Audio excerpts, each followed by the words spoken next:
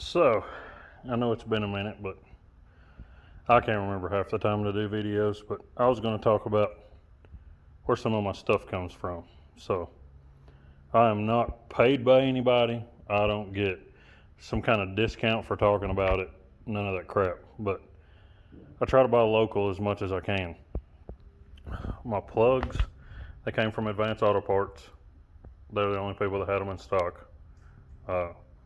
I have a commercial account with a few auto parts stores, and I don't really pick one over the other unless I know a specific part I'm looking for, and I know the guy that's at the counter knows what I'm looking for. I don't have to explain 500 different ways to get what I'm looking at.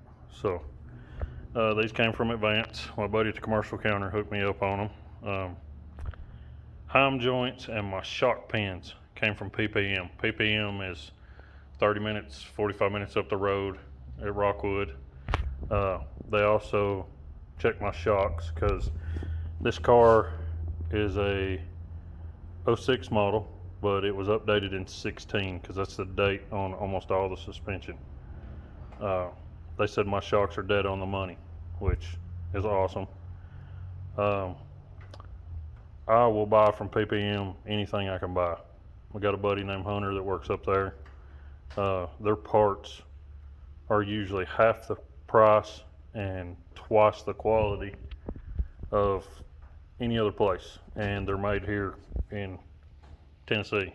And then Speedway carries most of the stuff for my modified cars, old, outdated. PPM doesn't carry open wheel parts really because of that not being popular in this area, and it's just not something they ever really got into. So go check PPM out. Don't even have to be a local guy.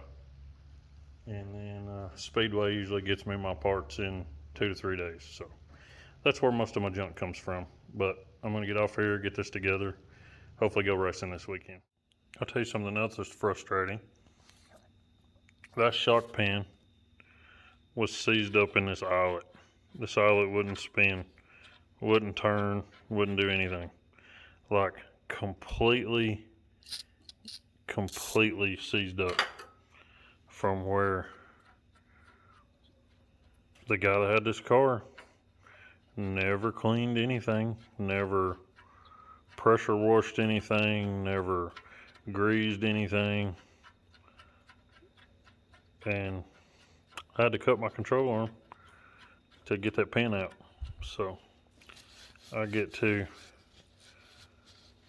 put this back together after I weld my control arm, and it saved me I don't know, $20 shock eyelet. I don't really know what these cost. I would imagine it's 20 bucks or something along those lines.